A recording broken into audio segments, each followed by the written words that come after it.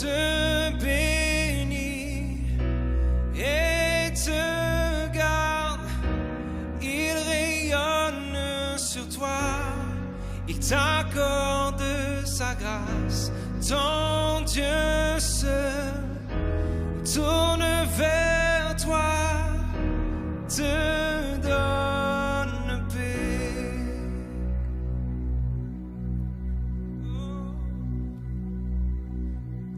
Dieu te bénit et te garde.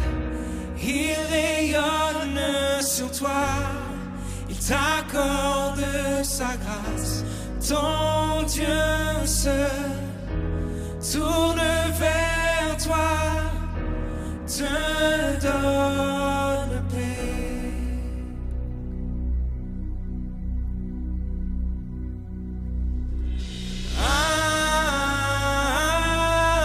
Amen,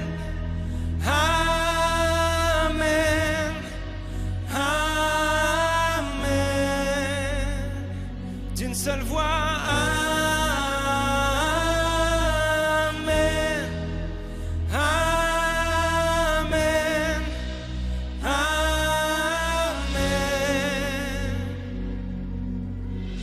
Dieu te bénit et te garde.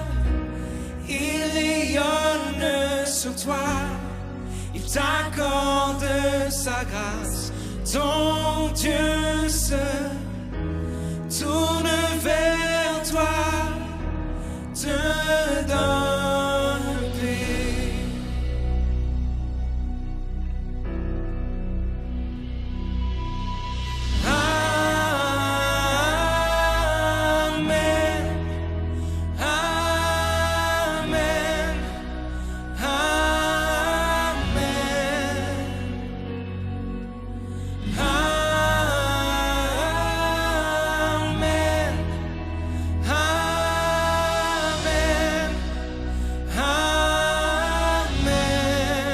D'une seule voix.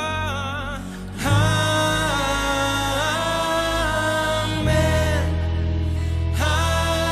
amen, amen. Nous célébrons. Amen, amen, amen.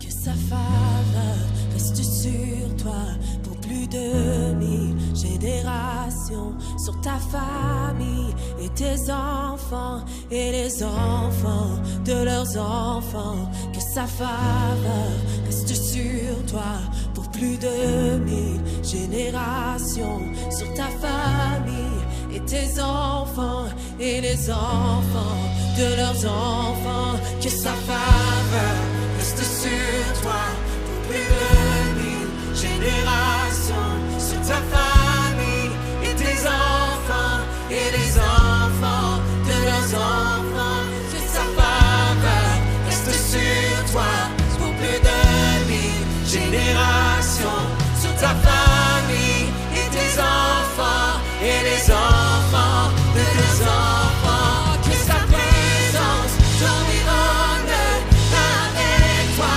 à tes côtés, qu'elle est non et t'entoure. Il est pour toi, il est pour toi, dès le matin jusqu'au coucher, à chaque pas, veillant sur toi, dans les larmes et dans la joie.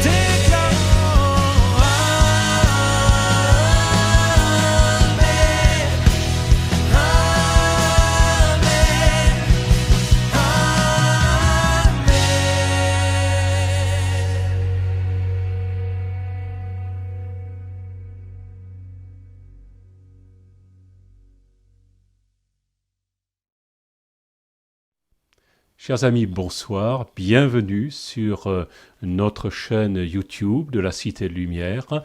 Vous êtes ce soir, je pense, nombreux à écouter et c'est toujours un plaisir de se retrouver, de partager la parole de Dieu comme chacun peut le faire en toute liberté, en toute spontanéité, avec ses moyens, avec ses capacités. J'allais dire capacité peut-être intellectuelle, mais surtout capacité de cœur, de façon à ne pas donner à ce texte uniquement une valeur, je dirais, de connaissance, mais une valeur de véritable sensibilité spirituelle. Ce soir, nous sommes à l'abord des vacances, un temps propice à la promenade, propice au dépaysement, au voyage, bien qu'il ne soit pas toujours possible encore d'aller très très loin, mais cela devient plus facile malgré tout par rapport aux quelques années que nous venons de traverser et qui nous avaient largement privés d'aller au-delà de nos frontières. Et tout naturellement, ces voyages s'accompagnent de bons côtés et en même temps de besoins de prudence. Prudence veut dire être attentif, se garder ceux qui sont avec nous et ne pas laisser partir les choses, je dirais, à la dérive. Et ce soir, mon propos va tourner autour de cette notion d'être gardé, d'être protégé, de partir en toute tranquillité et de revenir avec la même tranquillité.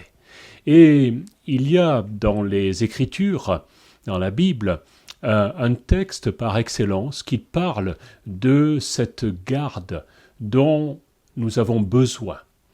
Nous avons besoin chaque jour, chaque instant même. Et je parle bien sûr d'un psaume, un psaume qui porte le numéro 121. Cela ne peut dire peu de choses à certains, et pour d'autres, c'est un psaume extrêmement connu. Vous êtes des habitués de ce psaume et vous l'avez certainement prononcé, cité, prié à maintes et maintes reprises. Je vous propose de le lire ce soir, ce psaume 121, et que nous trouvons donc dans ce gros livre des psaumes. Et simplement, je vais le lire dans une version qui s'appelle la version du Semeur. Et voici ce que nous lisons. Chant pour les pèlerinages. Je regarde vers les montagnes. Y a-t-il quelqu'un qui pourrait me secourir ? Pour moi, le secours vient du Seigneur, qui a fait le ciel et la terre. Qu'il te préserve des faux pas, qu'il te garde sans se relâcher. Lui qui garde Israël, sans se relâcher, sans dormir. Il te gardera, il restera à tes côtés comme une ombre protectrice. Ainsi pendant le jour, le soleil ne te nuira pas, ni la lune pendant la nuit. Le Seigneur préservera ta vie, il gardera de tout mal. Oui, le Seigneur te gardera de ton départ jusqu'à ton arrivée, dès maintenant et toujours. Très peu de versets, très peu de textes, mais une grande richesse. Une richesse encourageante, dans le sens où ce chant des pèlerinages était l'un de ceux qui étaient prononcés par les Israélites, le peuple d'Israël qui montait depuis, je dirais, les lointaines contrées du pays de Canaan, d'Israël, jusqu'à Jérusalem, pour ce que l'on appelait bien entendu les fêtes de pèlerinage. Il y avait 3 fêtes qui étaient dans cette catégorie, et nous n'allons pas nous attarder sur ces fêtes, mais plutôt sur l'aspect de ce pèlerinage qui va amener tous ces pèlerins, les uns après les autres, en nombre impressionnant, jusqu'à la ville de Jérusalem, jusqu'au temple dans lequel étaient célébrés le déroulement de ces fêtes.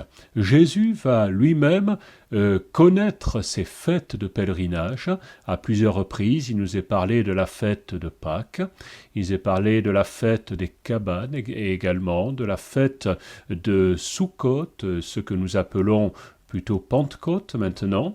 Et donc c'est chacune de ces fêtes, donner l'occasion à ces immenses déplacements. C'est presque, j'aurais presque appelé ça des transhumances, pour monter jusqu'à la ville de Jérusalem et jusqu'au temple. Et ces pèlerins vont chanter ce magnifique chant qui commence par ces paroles « Je regarde vers les montagnes ». Quelles étaient les montagnes ? Certes, les montagnes de la terre d'Israël, mais également ceux qui étaient considérés comme des référents, ceux que l'on appelait les sages d'Israël, qui étaient considérés comme déclamant une parole de certitude, une parole qui était digne d'être écoutée et qui était une parole remplie de sagesse. Et je tourne mes regards vers ces montagnes, vers ces références, avec une question. Y a-t-il quelqu'un qui pourra me secourir ? Ce père de famille qui quittait sa maison se posait cette question. Qu'arrivera-t-il si je rencontre une difficulté pendant ce pèlerinage ? Comment pourrais-je m'en sortir ? Y a-t-il quelqu'un qui pourra me secourir ? C'était une question pour dire qu'elle n'avait dans l'immédiat pas de réponse, semble-t-il. Mais juste après, nous avons ce texte qui nous dit « pour moi ». Autrement dit, ce père de famille, c'est cet homme qui a réuni toute sa petite tribu pour monter à Jérusalem, va dire pour moi, et sous-entendu pour ma maison, le secours me vient du Seigneur, me vient de celui qui est au-dessus de moi, le Dieu que je respecte, que je vénère, c'est de lui que vient mon secours. Quelle sage précaution! Ce soir, en ce temps de vacances, si vous avez un programme de déplacement, je vous invite à faire dépendre votre secours de Dieu. Il n'est peut-être pas très à la mode d'adresser une prière sur le volant de sa voiture avant de partir, mais après tout, qu'est-ce qui vous en empêche ? Demandez à Dieu de vous conduire pendant votre route. Reconnaître qu'il est votre secours, celui qui va se tenir à vos côtés, si seulement vous le lui demandez. Même si vous ne le lui demandez pas, combien de fois Dieu vous a-t-il gardé de certains dangers ? Et il ne se lassera jamais de le faire. Mais pour moi, il me semble préférable de lui confier notre vie, notre existence, et de lui demander le secours. Le secours me vient du Seigneur, qui a fait le ciel et la terre. Quelle hauteur, quel programme, quelle capacité à faire. Ce n'est pas celui qui a créé le guide Michelin, sans faire de publicité, ce n'est pas celui qui a même créé votre GPS, c'est lui qui a fait le ciel et la terre. Au-dessus du GPS, il y a le ciel, il y a la terre. Au-dessus des repères humains, il y a la terre sur laquelle vous posez vos pieds et le ciel vers lequel vous pouvez regarder. Tournez votre regard vers lui, vous ne serez jamais déçus. Qu'il te préserve des faux pas, qu'il te garde sans se relâcher. Lui qui garde Israël sans se relâcher, sans dormir. Là, je reprends l'exemple de ce père de famille. Il prend à témoin celui qui a promis de garder tout un peuple, de l'amener sous sa garde, sous sa protection. Israël, qui a des années auparavant traversé l'immense désert du Sinaï, avec ce résultat dont Moïse, le conducteur de ce peuple, va parler, ta chaussure ne s'est pas usée, ton vêtement ne s'est pas usé pendant toute la traversée de cet immense désert. Et ce père de famille se souvient certainement de cette capacité que possède son Dieu à garder son peuple. À plus forte raison, gardera-t-il sa petite famille pendant la route ? À plus forte raison, gardera-t-il vos proches, vous-même, si seulement vous lui faites confiance, et qu'il te préserve des faux pas, et qu'il te garde sans se relâcher, lui qui garde Israël, sans se relâcher et sans dormir. Vous savez, l'âge nous amène parfois à somnoler davantage. J'en fais l'expérience. Et la préoccupation, si une telle chose vous arrive, c'est de rapidement trouver l'endroit où vous allez pouvoir réellement vous assoupir et dormir quelques instants. Ne continuez pas à tenir le volant.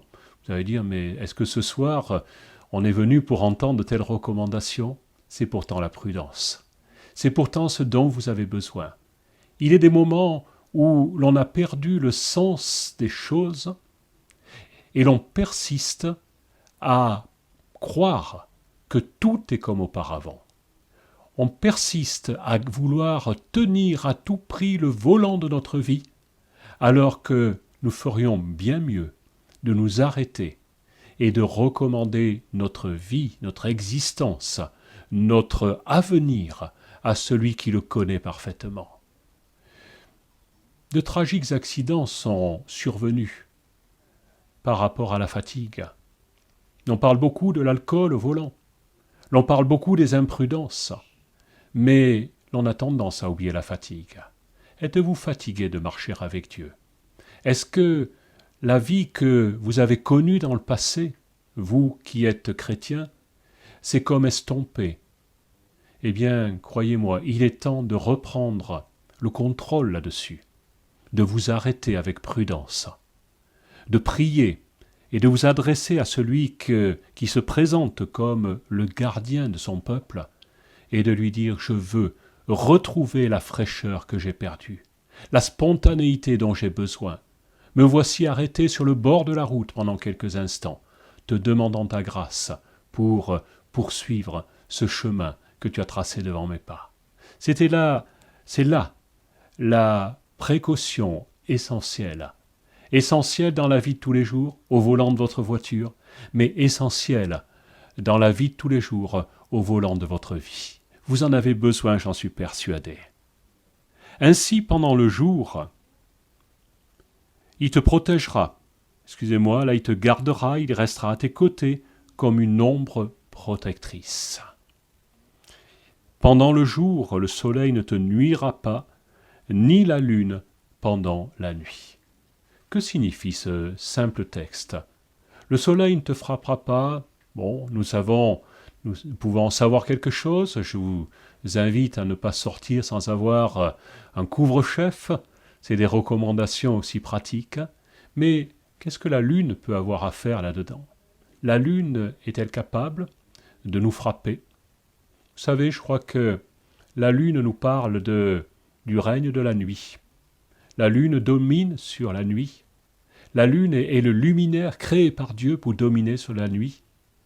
Mais la lune est tout sauf celle qui doit nous donner des prédictions, des valeurs. Je n'ai pas à m'arrêter devant ce que la lune peut m'indiquer en termes de choix. Ce n'est pas la lune qui dirige ma vie, mais ça doit être celui qui a créé la lune.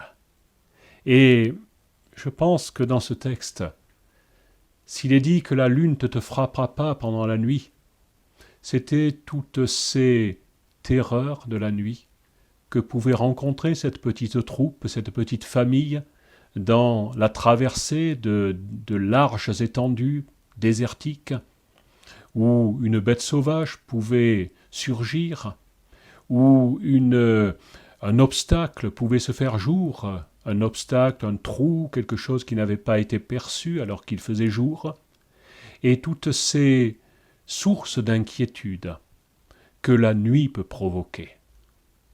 Nous vivons dans une époque où la crainte domine. Beaucoup de crainte dans le cœur des hommes. Crainte que l'on peut assimiler à cette période de la nuit, mais dans laquelle cette nuit, il nous est dit que pendant cette nuit, la lune ne te frappera pas. Autrement dit, tu n'auras rien à craindre non plus. Rien à craindre pendant le jour, mais rien à craindre pendant la nuit. Tu n'as rien à craindre des paroles que peut prononcer ton horoscope ou toute autre prédiction un petit peu aléatoire. J'attire ton attention là-dessus, cher auditeur. Ne mets pas ta confiance là-dedans. Tu n'y gagneras rien. Ta confiance doit se trouver non pas dans la nuit, non pas dans la lune ni autre chose, mais doit se trouver dans le Dieu qui a créé le jour et la nuit, le soleil et la lune. C'est lui en qui tu peux faire confiance. La lune ne te frappera pas. Il est ton ombre protectrice. Et enfin, il te gardera de tout mal. Est-ce que, aujourd'hui, l'une d'entre vous, craint la survenue d'une maladie, la survenue d'une mauvaise nouvelle, la survenue peut-être de quelque chose que vous ne pouvez pas calculer? Si tel est le cas, eh bien vous savez que pendant le jour, le soleil ne vous nuira pas, la lune pendant la nuit, et que le Seigneur préservera votre vie, si vous lui faites confiance. Faites-lui donc confiance. Je pense que, en tant que personne normalement constituée, peut-être parents, grands-parents ou autres, vous avez tous fait l'expérience d'attendre une partie de votre famille, engagée dans un long voyage pendant la nuit, avec des sentiments un petit peu partagés. Pour certains, des sentiments d'inquiétude. Pour certains, même des sentiments de terreur. Que peut-il arriver à mon enfant alors que il ou elle est en train de parcourir une si longue route? Faites confiance à celui qui fera que vous n'aurez pas à craindre les terreurs de la nuit. Faites-lui confiance. Il est dit de lui, il te gardera de tout mal. Et enfin, le dernier verset de ce magnifique psaume, de ce magnifique chant, il gardera ton départ, il gardera ton arrivée dès maintenant et à toujours. Ce n'est pas simplement pour quelques instants qu'il veut vous garder. Il veut surtout vous garder de prendre dans votre vie des initiatives qui ne seraient pas les bonnes. Il veut vous garder de faire des mauvais choix. Votre départ parle de la décision que vous allez prendre. Mais vous n'en connaissez pas l'aboutissement, l'arrivée. Alors que ce chant va me dire qu'il veut garder mon départ. Il veut garder la décision que je vais prendre. Il veut y être attentif. Mais il va veiller également, si je lui ai fait confiance, sur l'aboutissement de cette décision. Et il me permettra d'arriver, comme il est dit, au port désiré. Un exemple tiré des évangiles me montre Jésus en train de donner une directive à ses disciples, ses élèves, de dire « traversez le lac ». Ils auraient pu dire « oui, mais c'est le soir, on ne traverse pas le lac le soir ». On traverse la journée, c'est déjà assez difficile. Le lac en question est le lac de Tibériade, sur lequel les tempêtes paraissent assez insignifiantes, mais peuvent être extrêmement terribles.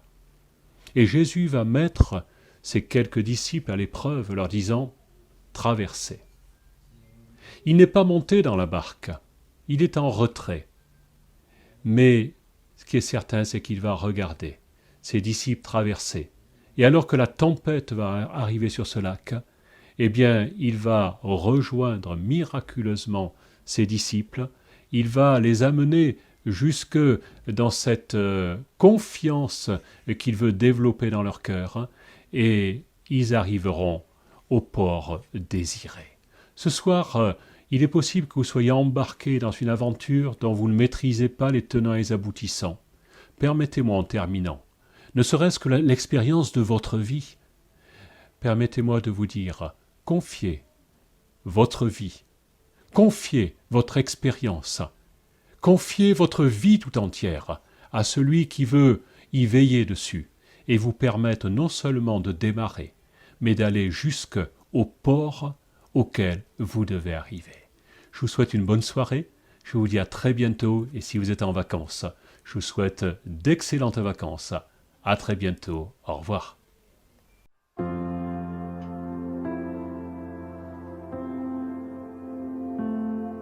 Ton cœur est pour moi, ta main me soutient, caché sous tes ailes, l'armée de tes anges veille sur moi.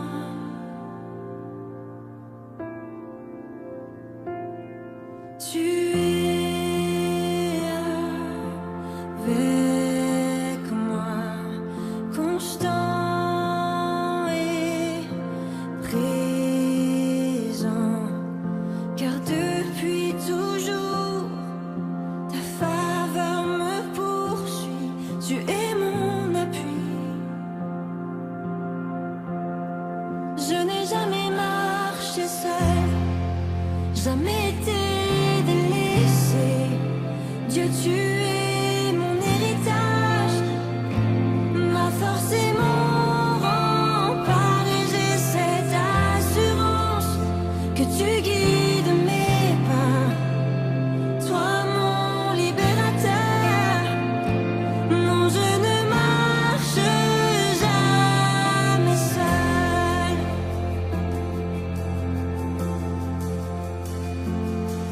Dieu, tu es fidèle, puissant et capable. Je relève la tête, car tu es mon aide et ma providence. Je n'ai jamais marché seul, jamais été délaissé. Dieu, tu es mon héritage, ma force et mon rempart, et j'ai cette assurance que tu guides mes pas. Toi, mon libérateur, non, je ne marche jamais seul. Oh yeah. Non, je ne marche jamais seul, car tu es fidèle et tu ne m'abandonnes pas. Oui, tu es fidèle. Oh.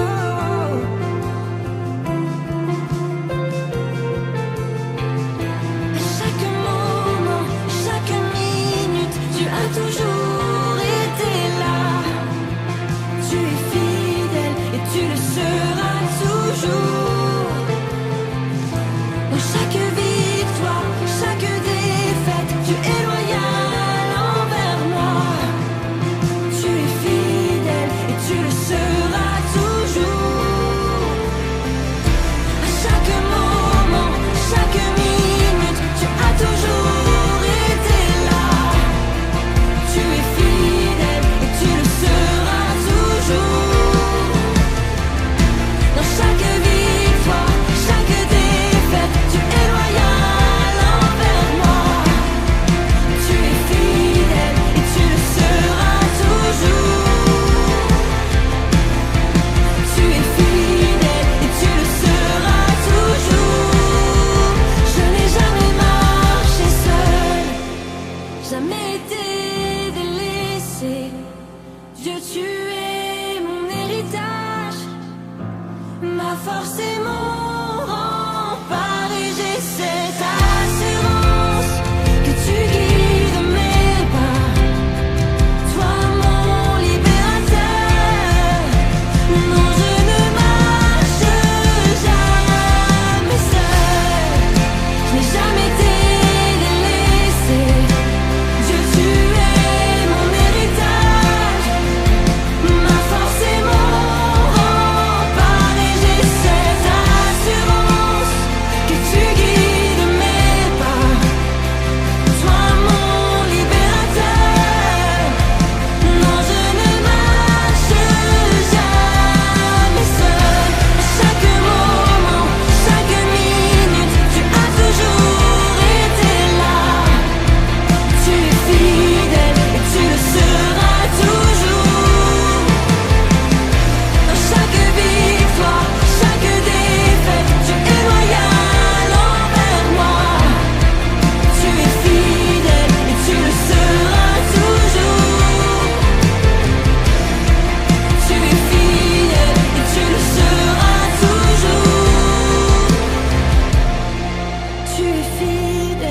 tu le seras.